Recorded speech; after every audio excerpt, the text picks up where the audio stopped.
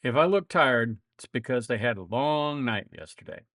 I'll tell you more in just a second.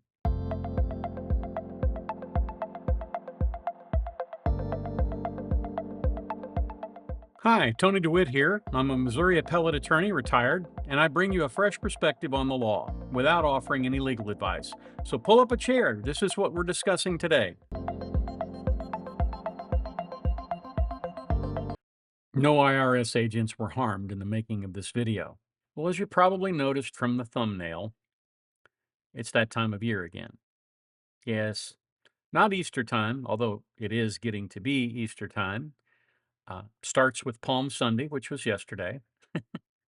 And this Palm Sunday also happened to be the last weekend day before April 15th. So, generally speaking, every year, the last weekend day before April 15th, I do my taxes. Can we just all agree that everybody hates doing their taxes? And more importantly, everybody hates paying their taxes? I mean, I don't mind keeping the government running, but the government does spend a lot of money in stupid ways that really irritate me. And I always think, if they spent money less stupidly, maybe I'd have more money in my bank account at the end of the day. I don't know. Maybe that's a silly proposition, but it's kind of what I think. So, tax weekend for me usually starts with a trip to Sam's or Costco to buy my yearly copy of TurboTax. Not an endorsement, it's just the software I've used. I've also used Tax Act and Tax Cut before. I've always gone with TurboTax after that since it uses the information you have in last year's tax return to do this tax return, which again saves time. The thing that got to me this year, and I'm just going to rant a little bit about it, is gathering up all of the information and putting it into a format that the software can use. Now, the software has gotten smarter. At least I think it's gotten smarter. If you have certain accounts with certain things like Schwab Brokerage or USAA or Victory Capital, all of those things will show up on your TurboTax as something that can be imported. So you put in your account number and they import your 1099. And whether it's dividends or interest, it will break it out and it will import both of them. And it saves you a lot of time for those. But what I found rather frustrating and vexing yesterday was trying to get the information from the meager amount of money that Google has paid me on my YouTube channel.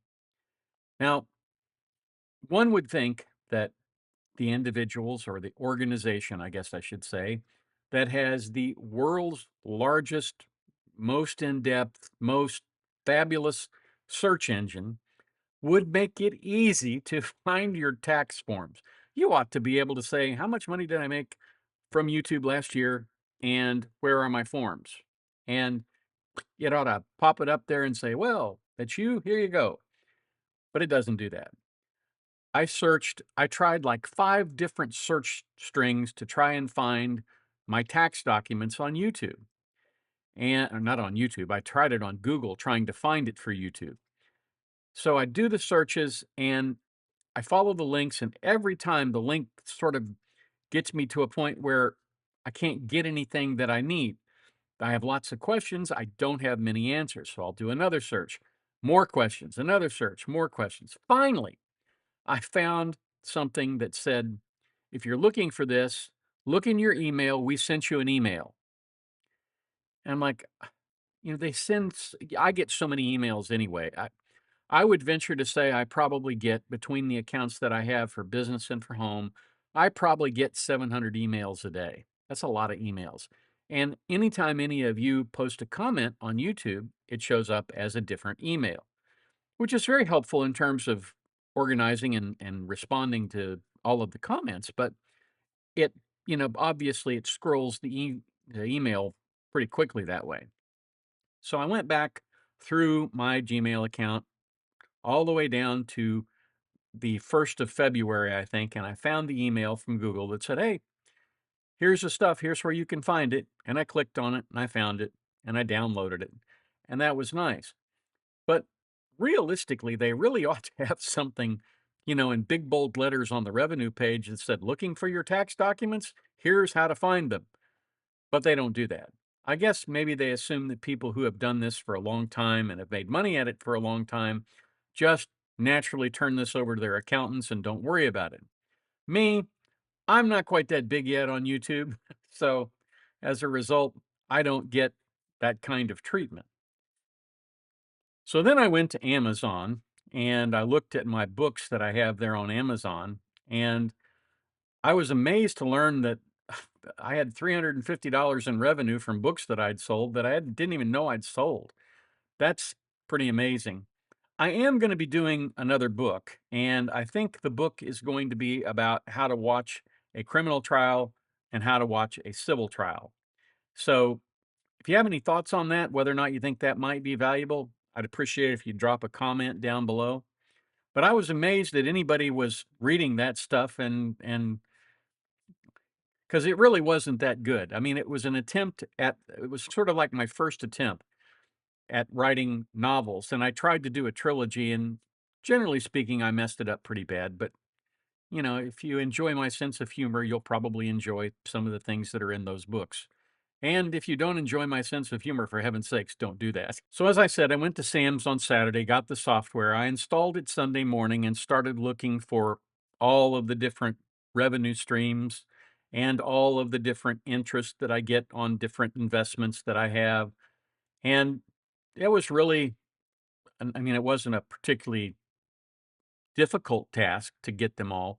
It was just very time consuming. So, by roughly 2 o'clock, I had all of the information compiled and in the system. And TurboTax has made a number of changes to its system this year. And I was really having trouble trying to figure out what those changes were like. And as a result, I wound up with duplicates and I had to take duplicates out. It would have been so much easier to turn it over to an accountant, but I don't have an accountant. So I had to do all this myself, and that's very frustrating. I'm sure many of you have exactly the same frustrations. I get that done by roughly 2 o'clock, and then I start looking at the business deductions. And that's where I really had trouble because I generally download my two American Express cards that I use for business, and I try and figure out what things were spent, what money was spent on the business, and get them into the appropriate categories because I have two different businesses that I work on. I put all that information in, and that took me till 5 o'clock. We stopped, we ate dinner. I went back at 7 o'clock and I went through all the deductions. And then TurboTax this year gave me kind of a glitch. It said, "You didn't enter a value on this form." I'm like, well, it doesn't look familiar. I don't even remember that thing being there. So I went back and looked at it. So I entered a value, 10, and then I got a different error. So I went back, took that off. I got the same error again. So finally I decided to go look at the form. I went and looked at the form and I'm like, what is this? I don't have anything to do with this. So I went and deleted the form and now everything checked out. Then you go through that step-by-step process that they have for trying to make sure that you've validated your thing, and they give you an audit risk and all that stuff, which I did. And at the end of the day, at about 9 o'clock at night last night, I finished and sent the stuff off to the IRS. And the IRS said, "Yeah, we'll take your money." Very kind of them. I mean, I'm glad I didn't have to actually write a check. I could just put it on a credit card. But wow, that credit card bill is going to be something to pay. But the nice thing about paying anything like that on American Express is you get these points, and the points can be translated into actual cash if you want to buy something on Amazon or other places. So that kind of works out in the end. I do have a couple of tips for people who are filing their taxes.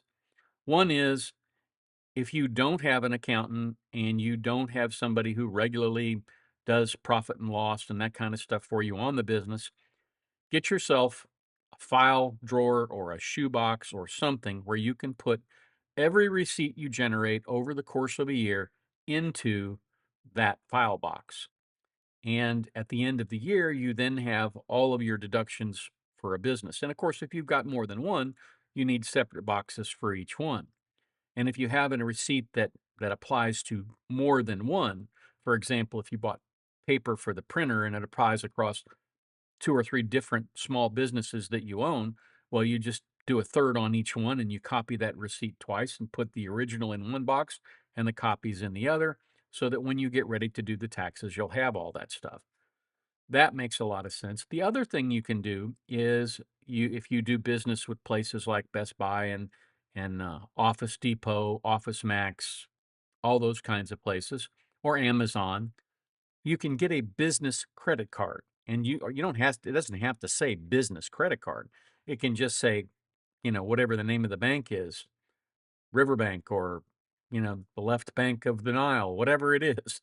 You use that credit card to buy everything for that business. And if you have more than one business, you'll need more than one credit card. But you put all of your expenses on that card, and then every month you download the statement. You don't want to do it at the end of the year because you're not going to remember in April of 2025 what you spent $37 at Office Depot for in January of 2024. So pull out the statements and write what all those things were, and then put it in that file box so that you have a record of what you have spent money on. And I think that's a pretty wise way to go about doing it.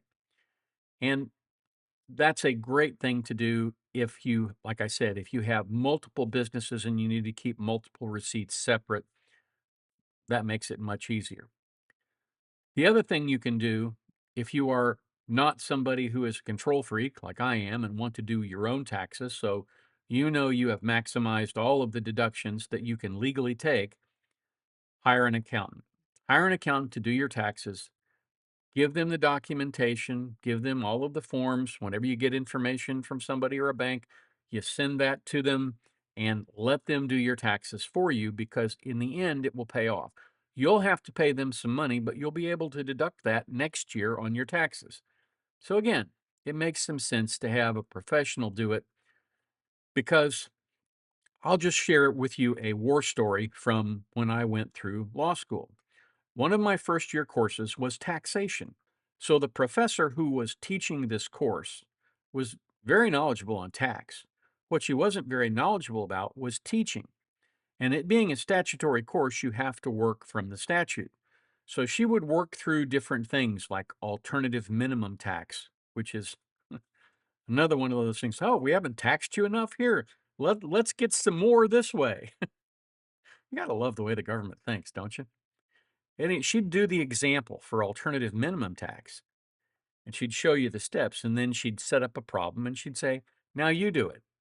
And whether you did it the right way or the wrong way, the answer you got was the same.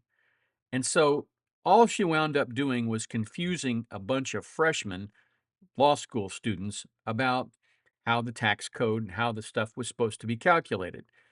And in some respects, back when I went to law school, there wasn't really tax software that would do this stuff for you. I guess some accounting firms had it, maybe some law firms had it, I don't know. But what I can tell you is we didn't have it. I didn't have it myself. And so it made it very difficult to have to go back and read the statute, then reread the statute, then rework the problem. I'd have to go in on office hours and take it into the professor and, oh, well, no, you didn't do it right. Or, yeah, you did it perfectly. And the reason that was so important is we knew we were going to get a test and we knew there were going to be calculations on that test. And we wanted to make sure that we had it right. So, myself, a good friend of mine by the name of Jeff Scott, we spent a lot of time working on tax that year, and it was a good thing we did. But I'll tell you, that made me absolutely convinced that the tax code is the worst written piece of legislation in the United States Code. In case you're wondering, it's chapter 26, and it's the entire chapter 26. All of the taxation is in that section. And the really maddening thing about the tax code is that it is recursive. Here's what I mean about the tax code being recursive. Here we have 26 U.S. Code, Section 55, alternative minimum tax imposed. There is hereby imposed, in addition to any other tax imposed by this subtitle, a tax equal to the excess, if any, of the tentative minimum tax for the taxable year over the regular tax for the taxable year, plus, in the case of an applicable corporation, the tax imposed by Section 59A. Okay, so as you can see, you now have to go to Section 59A to figure out what the tax imposed by Section 59A is. And then it goes down and it says 26% here, 28% there. It defines taxable excess. Married individual filing separate return, it talks about that and says, hey, that status shall be determined under Section 7703. So you got to go to Section 7703 and figure that out. Then it goes down here and it says the alternative minimum tax and all that. And it's 15% of the adjusted financial statement income for the taxable year as determined under Section 56A. So you got to go to 56A. All of this stuff, and then here we go to 0% or so much of the adjusted net capital gain or less if taxable excess, as does not exceed an amount equal to the excess described in Section 1H1B, plus. Okay, that is absolutely ridiculous that you'd have to parse through this far into the statute to figure out how much extra money Uncle Sam wanted for you. The tax code is a hot mess, and it can be maddening if you're working from the statute. So, again, it is really nice to have something like a tax software, whether it's Tax Cut or Tax Act or TurboTax, whatever it is. It's nice to have that do all of that hard thinking for you so that you don't have to. You can put in the numbers and it will generate a correct result. And if it doesn't, you can sue the pants off of them. That's what I'd tell you. So that's what I have. I guess it's a little bit of a rant, but I really, I had a partner that I worked with in Kansas once, and that partner said that on 360 days out of the year, he was a dyed in the wool Democrat. But starting on April 10th of every year, he became a Republican because he didn't want to have to pay any more taxes than he needed. He was a good guy, and I really miss him. That's what I have for you today. I hope you found it helpful, interesting, or maybe both. If there's a subject you'd like me to discuss, please feel free to send me an email at the address above. If you like what we do, please feel free to subscribe and come on back to the beach tomorrow. I release videos every weekday, weather and work permitting. If you have the opportunity today, do a kindness for your fellow man. It makes the world a better place, one kind act at a time. And now, YouTube has some suggestions for other videos of mine that you might like.